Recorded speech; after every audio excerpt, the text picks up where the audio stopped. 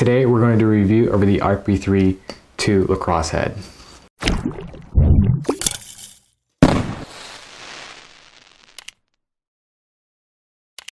So the RP3 II is a universal head, which means you can use it in college and high school. Also, the face shape is super wide, as you can see, even wider than an Evo 4 X.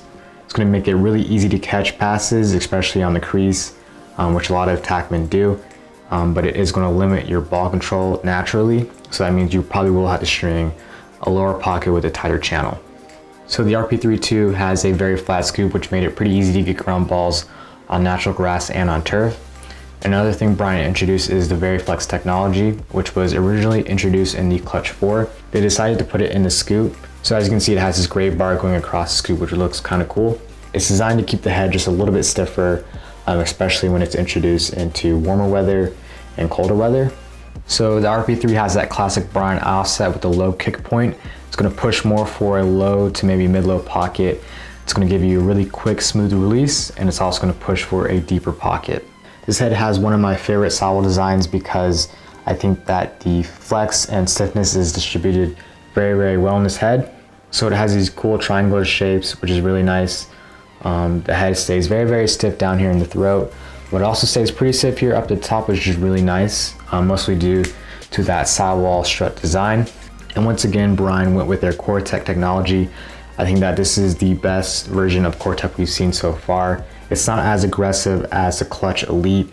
I think that it still maintains a lot of stiffness, which wasn't the case with previous Brine models that featured Core technology. The Core-Tech is designed to take out a little bit of plastic, but still maintain some stiffness. The RP3 has a really cool throat. It's pretty short, and as you can see, there is a big king jewel in the front, which looks really nice. And also on both sides of the head, there are RP3 logos, also in a kind of a jewel formation. It gives the head a really nice look, and also there is only one screw hole.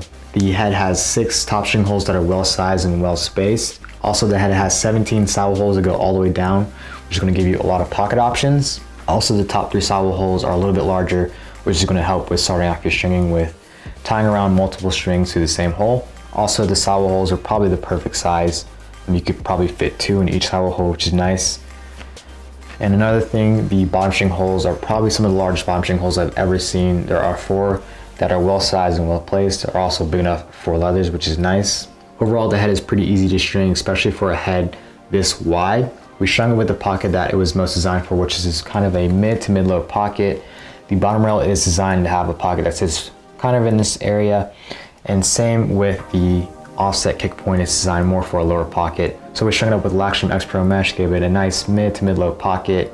Sits nice, it carries the ball extremely well. It has a really smooth low rope release, which a lot of attackmen tend to like nowadays. Also, it has 1 nylon and 1 straight, and it has a pretty nice tight channel, as you can see. This head would be an awful choice for face-offs because it is extremely wide and it's also very stiff. So by no means would this head be good for face-off guys. Just for reference, the head comes in at 4.9 ounces, which is the exact same as the Nike CEO. Overall, the RP3 II is a much stiffer head than the original one was. I think they really perfected the Core-Tech. It does reduce a little bit of weight, but it keeps it under 5 ounces, which is what they wanted to do. The only thing I don't like about the stiffness is that the scoop has gotten a little bit softer over time from the heat, as you can see.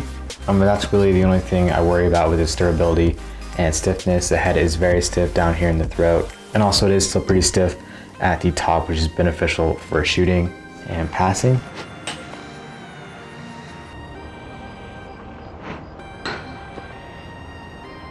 Overall, I would recommend this head to attackmen and midfielders looking for a wider head. It's going to be a little bit easier to catch with, especially for those of you that are big on off-ball play or like to make plays on the crease. This wide face shape is going to make it really, really easy to catch passes in really tight places. Also, it would be a pretty good choice for defensive midfielders and maybe some LSMs because the head is pretty stiff. So the head comes in at $99, which is pretty common nowadays for lacrosse.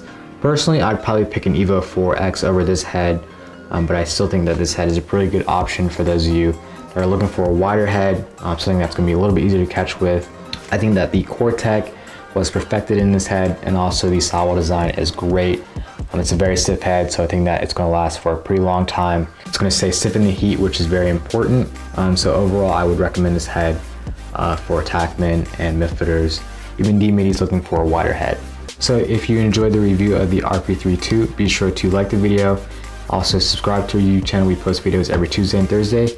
And thanks for watching.